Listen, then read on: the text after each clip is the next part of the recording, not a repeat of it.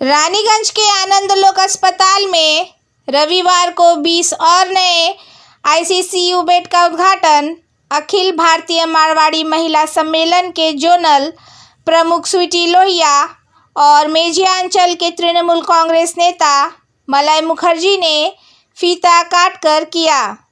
मौके पर अस्पताल के संस्थापक देव कुमार ने बताया कि अब इस अस्पताल में कुल 54 बेड वाली आईसीसीयू सेवा शुरू हो गई, जिससे मरीजों को उत्कृष्ट चिकित्सा सेवा मिलेगी।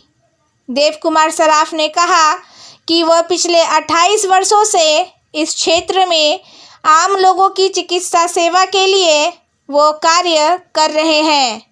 उन्होंने मारवाड़ी समाज के कुछ तत्वों द्वारा अस्पताल का विरोध किए जाने, कभी ट्रस्टी बनाने अथवा निजी स्वार्थ के लिए अस्पताल को नुकसान पहुंचाने का भी सवाल खड़ा करते हुए नाराज़गी जताई और यहां तक कहा कि जो भी यहां आते हैं अपना स्वार्थ लेकर आते हैं। उनके चरित्र को देखकर तो हमें मारवाड़ी होने का दुख है। उन्होंने अपील की कि वे इस नेक कार्य में सहयोग दें और अस्पताल के विकास में बाधा डालने वालों से दूर रहे। मुख्य अतिथि मेजिया अंचल के तृणमूल कांग्रेस नेता मलय मुखर्जी ने अपने संबोधन में कहा कि अच्छे कार्यों में रुकावटें आती हैं, लेकिन हमें अपने लक्ष्य से नहीं भटकना चाहिए। उन्होंने अस्पताल के 28 वर्षों से सुचारू संचालन की सराहना की। समाज सेवी दीननाथ लोहिया ने भी अपने विचार व्यक्त किए। इस कार्यक्रम में डॉक्टर दिनेश अग्रवाल, अखिल भारतीय मारवाड़ी महिला सम्मेलन के जोनल हेड स्वीटी लोहिया, रमेश सोमानी, प्रमोद खेतान, अशोक दत्ता सहित अन्य गणमान्य व्यक्ति मौजूद थे। मात्र 75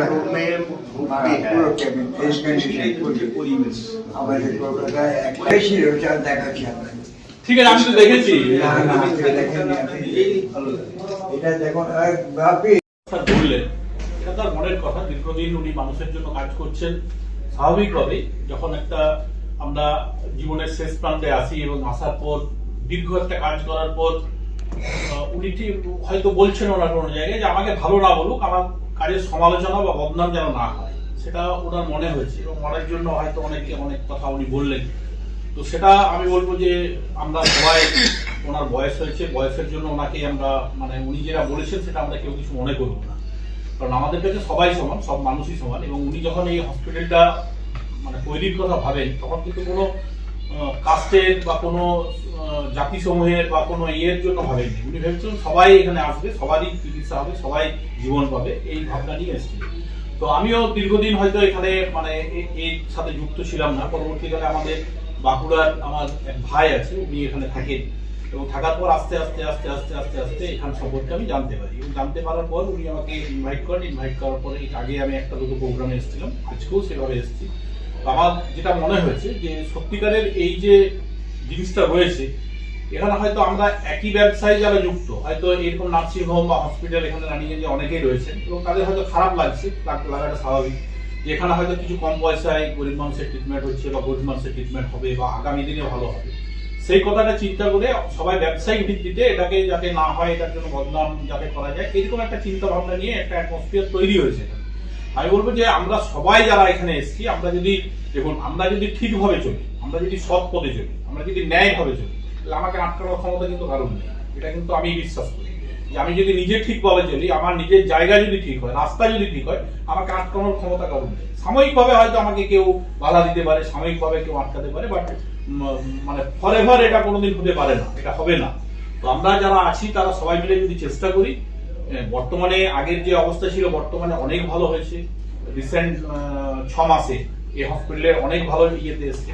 আমরা চেষ্টা করছি, ধরুন আমি একটা ডিস্ট্রিক্টে থাকি, নদী বেরোলে বাঁকুড়া, সেই বাঁকুড়াতে আমাদের কোনো ভালো হসপিটাল। আমার এই কারণে এখানে ইন্টারেস্ট বেশি যে আমরা হয়তো রাত্রি 12টার সময় আমাকে কেউ ফোন করে যে আমার এই হয়েছে, আমাকে এখনই আইসিইউ, এখনই আমাকে এই হতে হবে বা অ্যাক্সিডেন্ট হয়েছে, তখন কিন্তু আমরা রানিগঞ্জের কোনো কথা ভাবতে পারি না। আমরা কিন্তু ফার্স্ট কথা যেটা ভাবছি, কারণ গরিব মানুষ যারা আছে সেই গরিব মানুষ একমাত্র এখানেই সেলটা দিতে পারি, বাকি অন্য কোনো জায়গায় হতে পারে না, কারণ সেখানে সকাল হলেই হয়তো 20,000 50,000 টাকা বিল হয়, সে মানুষ কখনোই দিতে পারবে না। তো যার জন্য আমরা এখানের জন্য ভাবি এবং আগামী দিনেও আমরা সেই ভাবনাটা ভাববো, যাতে বাঁকুড়া জেলার, আমি আমাদের মাননীয় বিধায়ক, ওনার সাথে আমি দীর্ঘ কয়েকদিন আগে কথা বলেছিলাম, এখানকার যিনি বিধায়ক, যাই হোক ওনাকে কেউ কিছু ভুল বুঝিয়েছে এবং ভুল বোঝানোর জন্য উনি হয়তো ভাবছেন যে এটা এই সেই, কিন্তু হয়তো আগামী কিছুদিনের মধ্যে উনি বুঝবেন যে না, এটা ঠিক নয়, যে এই কথাগুলো যারা বলেছে তারা কিন্তু নিজের ইন্টারেস্ট নিয়ে কথাটা বলেছে, যে এখানে যদি ব্যবস্থা আছে, এখানে যদি একটা ভালো প্রতিষ্ঠান হিসাবে এটাকে উঠে আসে, তাহলে অনেকের ক্ষতি হতে পারে। তার জন্য হয়তো ওনাকে ভুল বুঝিয়েছে, বাট উনিও ভালো মানুষ, নিশ্চয়ই আগামী দিনে সেই ভুলটা উনি বুঝতে পারবেন। এবং আজকে যারা আমরা এখানে আছি, আমরা যদি সবাই একটু করে চেষ্টা করি, তাহলে কিন্তু এই জায়গাটা, যে উদ্দেশ্যটা নিয়ে উনি এটাকে করেছেন, স্থাপন করেছেন, সেই উদ্দেশ্যটা কিন্তু সফল হবে। এবং এর আগেও আমি শুনেছি প্রায় 45টা আইসিইউ হয়েছে। এই আইসিইউ রানিং এ পেতে গেলে 6,000 7,000 টাকা আমাদের একটা ডে হয়, সেখানে আমি শুনছিলাম 3,500 টাকা। তো 3,500 টাকা এবং 7,000 টাকা একটা হাফ ডিফারেন্স। তো সেই হাফে যদি আমরা আজকে দরিদ্র, যারা গরিব মানুষ, তাদেরকে এখানে ট্রিটমেন্ট দিতে পারি, এর থেকে ভালো কিছু হতে পারে না। এবং আমরা আমাদের বেস্ট লেভেল থেকে যে যেখানে যার যতটা আছে, আমরা যদি সেই সমস্ত জিনিসটাকে, আমাদের নিজের কিছু ত্যাগ করার দরকার নেই, আমরা যদি সবাইকে এনে এক জায়গায় করতে পারি এবং জিনিসটাতে মানে অ্যাসেম্বল করে দিতে পারি, তাহলে কিন্তু এই জায়গাটা, এই প্রতিষ্ঠানটা, এবং সত্যি এটার যে ইনফ্রাস্ট্রাকচার এখানে আছে সেটা কিন্তু অন্য জায়গায় নেই। আশেপাশের অনেক অনেক হসপিটালে, দুর্গাপুরও এই জিনিসটা নেই। তো সেটাকে যদি আমরা ঠিক ভাবে কাজে লাগাই, এটা একটা দরিদ্র মানুষের প্রতিষ্ঠান আগামী দিনে হবে, এটা আমি বিশ্বাসী এবং আশা রাখি। এবং আমরা সকলে যারা আজকে এখানে উপস্থিত আছি, সবাই আমরা চেষ্টা করি যেটাকে আগামী দিনে একটা ভালো জায়গায় নিয়ে যাওয়া, এবং আমরা তখনই সাকসেস হবো, যেটা উনি আজকে ওনার অভিজ্ঞতা থেকে তিনি বলছেন, দীর্ঘদিন ধরে তিনি করছেন মানুষের জন্য, সে অভিজ্ঞতা থেকে উনিও দেখে সফল হবেন যে না, আমার এই যেটার জন্য আমি করেছিলাম, সত্যিকারের গরিব মানুষের ট্রিটমেন্ট হচ্ছে এবং গরিব মানুষ এখান থেকে উপকৃত হচ্ছে। 2008-9 में मैं रोटरी का गवर्नर था। इंडिया के 9 स्टेट मेरे अंडर में थे। 2 साल मैंने सर्व किया। उस टाइम में ग्रुप स्टडी एक्सचेंज टीम आती थी, अमेरिका से 5 जने आए थे। मैंने आनंद लोग विजिट कराने के लिए मैं लेके आया था उनको। वो सब देख के ऐसा व्यवस्था और ऐसी ये रूम्स वगैरह सब कुछ देखे थे उन लोग। देख के वो बोले कि हम लोग को ऑपरेशन जब कराना रहेगा तो हम लोग अमेरिका से यहाँ आनंद लोक में आएंगे, ऑपरेशन यहाँ करवाएंगे। तो बड़ा अच्छा लगा कि उन लोगों ने खुद अपनी आंखों से देखा। और मैं ज्यादा कुछ नहीं बोलना चाहता हूँ। मुझे बहुत खुशी हुई कि रानीगंज जैसे जगह में अमेरिका से आए हुए ग्रुप स्टडी एक्सचेंज टीम वो ऐसा सुंदर भाव अपना बता रहे हैं।